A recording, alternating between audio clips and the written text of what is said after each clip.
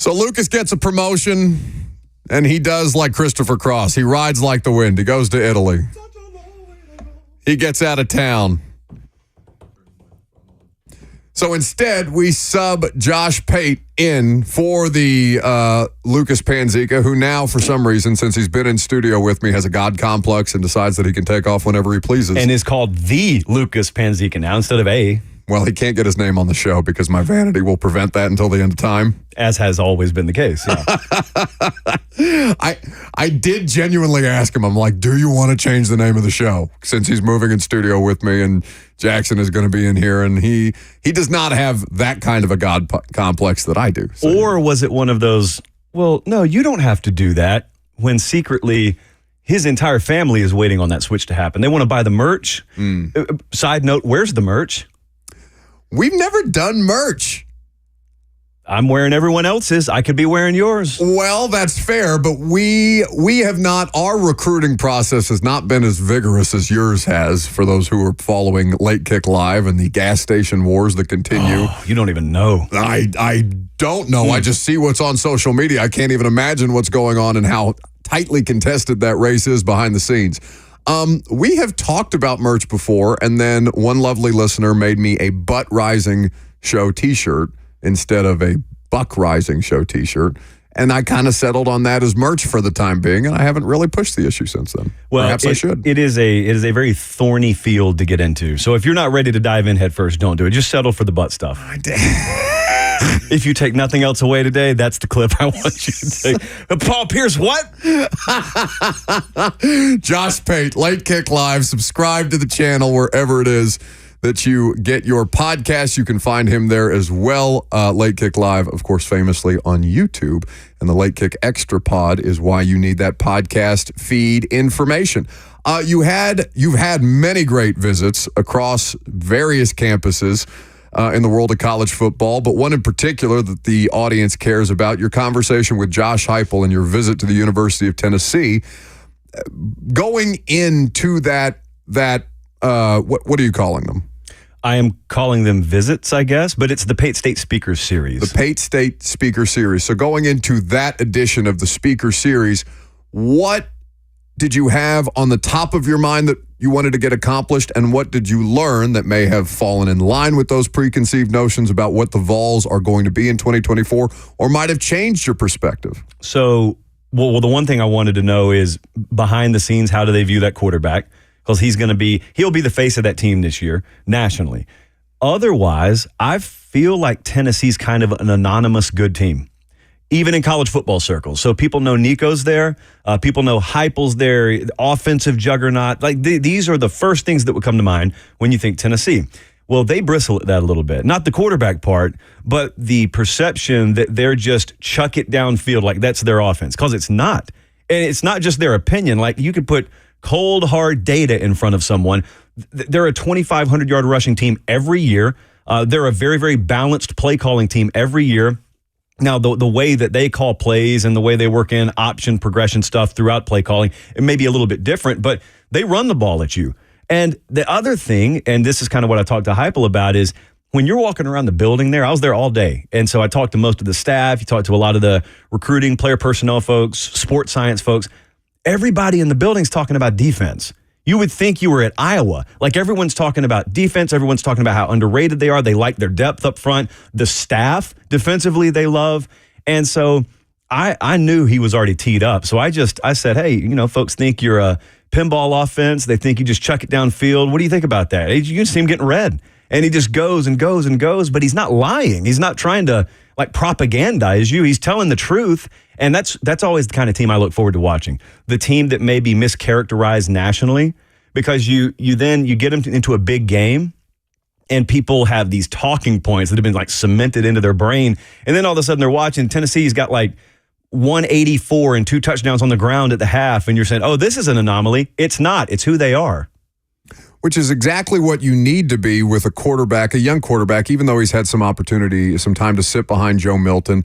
You want to take as much pressure off him as humanly possible, and the ability to run the ball is the easiest way, if you're capable of doing that, if you're built to do that, as humanly possible. But it's funny to me just coming at it from an NFL perspective, because their offense is viewed that way by people who are evaluating talent at the next level, and I don't understand why there's such a disconnect even inside the football world where scouts are spending so much time watching these guys, bringing back the information, and still there's kind of a stigmatization around the Tennessee offense, as far as I can tell, Pate, just based off one season of Hendon Hooker that way, because the rest of it has been very much true to form, defense and a running game. So I'm glad you mentioned that. I would not have thought about this. So I was at another campus talking to another head coach and offensive coordinator, major program. And they were talking about how they had to have shifted their philosophy a little bit, how they call plays, and they have to mix in more huddling. And they're doing it specifically because the feedback they get from the NFL is, we don't like the up-tempo guys. We don't like the hurry-up, no huddle. We actually want to see someone operate an offense instead of you with your headset on, basically treating them like a video game character and calling the plays for them, because we're getting them on the Sunday level and they can't perform for us. Because far be it for the NFL to ever develop someone. You're just supposed to be a ready-made product by the time you get there. It's not our job. They're so good at it, we're not Josh. supposed to coach. Come on now. So I was talking to them, and they never mention it by name, but you can tell one of the programs they're referencing is Heupel in Tennessee. And I'm a believer that there's not an established enough track record yet. I mean, Hendon Hooker was available for a reason. Like, Hendon Hooker was not a highly thought of commodity, and he exploded in Heupel's offense. Well, everyone looks at that through one of two prisms. You can either look at that and you can say, oh yeah, he put up big numbers, but look, the NFL didn't think very highly of him. Or you can say, he wouldn't have put up those numbers anywhere else. Josh Heupel squeezed every ounce of potential out of him and got him as far as he could possibly get him in NFL circles. And then maybe this guy that you've got now, Nico Iamaleava, 3 years or 2 years or whatever from now, is the more accurate read on what a quarterback that is handpicked by that staff out of high school is capable of when being developed fully and going through the program instead of just being on a team for a year. Like, we have a data incomplete situation, I think, as it relates to how the NFL looks at a Josh Heupel quarterback. Josh Pate here with us in studio. Late Kick Live is where you can watch him on a regular basis. Subscribe to the YouTube channel if you're a college football fan and you don't already know that. I don't know what to do for you. I can't imagine why you'd be hearing that from me for the first time instead of Josh Pate himself, but here we are. With that, your outlook, your projected outlook for the Vols, based on the schedule, based on the talent, based on the portaling or lack of portaling that took place at a very rapid rate throughout the course of the offseason. How do you view the Vols heading into 2024? Because I'm having a hard time getting a read on the fan base, it feels like, at least locally. I said anonymous for a reason. I don't think people have nailed them down yet. Like, they feel like a team where even the fan base is kind of, we'll see. We'll just see. Well, okay, that's what God made May for, as Meemaw would say. But eventually we get to August, and you guys are going to come down on the side on a prediction here. So the over-under win total is 9.5 right now, which is the same as Bama, LSU, Ole Miss. Like, there's a little group of teams there that's in that 9.5 range. I'll tell you, one of the most underrated games that's going to go a long way in telling us a lot about both teams is, I think, September 21st, Tennessee goes to Oklahoma. Tennessee is Oklahoma's SEC opener. I don't know that they've scheduled it yet, but I think it'll be a night game in Norman. Place will just be absolutely electric, on fire, kind of like when Texas went to Arkansas a few years ago and got buzzsawed. And so if Tennessee can go in there, I think they've got the better team. But that road environment could more than neutralize that aspect. So if they go in there and they win that game, and it's the kind of game where you look at it and you say, boy, they really kind of handled this. It wasn't back and forth until the end, coin flip, like Tennessee kind of handled the game. If they go in there and do that, that's not something that we've seen characteristic of Tennessee so far. So my point there is, that'll be one of the first dominoes to kind of fall in telling us whether they're a good, solid 8-9 win caliber team or a good, solid, like, high seed playoff caliber team. Because I expect them to be a playoff team this year. Like, 12 teams, I look at Tennessee as being one of, let's say, 3 or who knows, maybe 4 SEC teams that are in the running for a playoff spot. But I also think their wide receiver room is probably going to be overlooked nationally, but it's where it needs to be. I think their defense will be as good as they've had there. I think the quarterback has the ceiling well above and beyond what they've had there. And so it's one of those, you got an early season test, but keep watching them, because they are the classic build of a team that slowly starts to scale and peak at the right time. And I keep thinking about this new format where, let's say they lose 2 games, but somehow they get in that playoff. Well, whatever Nico is in December of his first year as a starter is going to be way different than what he is week 1 or week 2. And so, like, that's the kind of, I always equate it to hurricanes or like tropical systems coming through the Caribbean. If they ever make it through the Lesser Antilles, make it over Cuba, they don't get, chopped up with shear, and they get out in the Gulf, that's when they can get their act together. If a team like that with a quarterback like that gets into the playoff, then anything can happen. I would have felt the same way had Jaden Daniels and LSU made it in there last year. They suck defensively, but if they get in, you're talking about an anything can happen type situation. Who's in a more tenuous spot as a head coach heading into this coming SEC season? Because they're both on the Vols schedule. Billy Napier at Florida or Sam Pittman at Arkansas? I think it's Pittman. Why? Because they've already hired the head coach in waiting? That is an interesting dynamic, isn't it? That is a very interesting dynamic. I love Bobby Petrino so much. This is just always out there lurking, Pate. It's, if I were to have told you that's the way it's going to go, you would have said, oh, that's impossible a few years ago, which proves nothing is impossible in this sport. The way it would happen with Pittman at Arkansas is if they're not good this year, I don't think he'd be fired. I think they'd have a resolution contractually and he'd just retire. Because I don't think they're going to allow that to be the scene publicly. He is born and bred Arkansas. They love him up there much more than just being a head coach. So I think that's the answer. But let me tell you about Florida. So I went down there last month, and I don't know that I've ever had a program give me the access Florida gave me. Staff meetings, full access, recruiting board for the next 3 years, full access. Like, everything was opened. So we get that at Bama and Georgia too, and Ohio State. So I'm mentioning those 3 because those are winning programs. Those are powerhouses.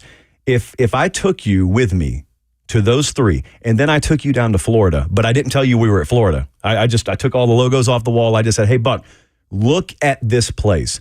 Look at the mechanisms. Look at the operation. Just feel it. You would have thought you were at one of those programs, because they've got it together internally. It's a massive operation, but all the characteristics, all the boxes that you check at the major programs and the way they go about their business, they've got it Florida. They don't have the results, though, on the field. So you start talking to the staffers, and Napier, talking to him off the record, then he said the same thing on the record. He said, dude, I feel like I've been living on a construction site for 2 years, in a sense that we kind of underestimated what we were inheriting. And he's not the first coach to say we had a mess on our hands, but they fully believe down there that, like, year 3, judge us. Hardest schedule in the country or not, judge us. Wins and losses now are a fair comparison as opposed to compared to what we're doing. First 2 years, he said, man, we're trying to rebuild the whole thing, but they don't give you a year off. Like, you've got to play the games. And so you could go 7-5 and be a really good team with their schedule this year. They believe in him. Like, administratively, they believe in him. But this stuff is so easy to say in May, because your head is screwed on right in May. In September and in October. Yeah, like, if you've got 2 losses already or 3 losses before Halloween, are you still thinking that way? Because your fan base isn't. Message boards aren't. Call-in radio shows aren't. And so the other thing down there to keep an eye on is, depending on who you talk to, some people don't think the athletic director is on the firmest of footing. So even if you've got Scott Strickland in your camp, like, is he on safe ground? And so I believe in the guy. There are some out there I think are on borrowed time. Napier may be as well, but I don't think it's because he lacks as a football coach. I think it's because when he initially hit the gas, when he got to Florida, the wheels spun a little bit because he was off in the ditch. I don't think he lacks the ability to make it happen. It didn't happen in year 1 or year 2 for him. And it may not happen this year, but the guy knows how to do it if given enough time. So what's the biggest misconception as you see it about them as a program right now? That he's overwhelmed, that he's in over his head, that he's an idiot as it relates, not intelligent wise, but as it relates to how things are done at this level. I am telling you, man, as bluntly as I can, I sit down with all these folks. And a lot of times in off the record, hour-plus long settings. And I'm blessed to have the perspective of being able to compare all of them in my own mind. Napier gets it. He's not taking a back seat in terms of understanding how to build and sustain a winner. It just doesn't happen on the same timeline, program to program. It just doesn't work that way. And so once people get a preconceived notion of you and then your initial results validate in their mind what their notion was, they're never coming off of it. So if you call him G5 Billy, if you think his ceiling is running a G5 program at a high level, you're never coming off that. And I'll tell you this, even if they were to win this year, someone out there would probably say, well, yeah, that's just because they got Mertz to stick around. Let's see what they do without him now. Well, that's part of it. Who in the world out there is winning without a quarterback? That's one of the big things to watch, by the way. There are going to be a lot of close games this year, and they got Mertz to come back, who somehow is already in his sixth year of playing. I'm just so used to quarterbacks hanging around now after the COVID eligibility that it doesn't even faze me anymore. How about the Utah kid? 7th year this year.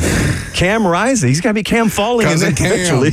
Cousin Cam, baby, from my Utah Utes. It all comes full circle here with Josh Pate at Late Kick Josh is where you can follow him. People are very curious about your T-shirt in the on the YouTube stream. You want to? Is that one of yours? I saw in the live chat someone said, "So Nico is better than Hendon Hooker." Yeah, Nico's better. Nico has the ability to be better than Hendon Hooker. I got no disrespect for Hendon Hooker. This is Nashville Severe Weather.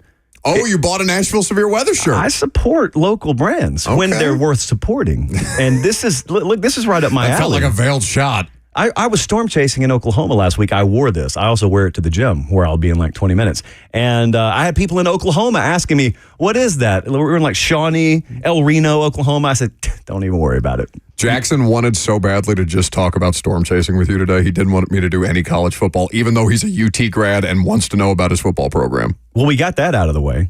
So now, am I sticking around for another segment or is this it? Do you have another one in you? Yeah, I got another one in me. Look at him. Look at you. Look at you back there excited to talk about tornadoes. Now let's talk about rain-wrapped nocturnal land cyclones, as I like to call them, because that's what I've been dealing with lately. That's next.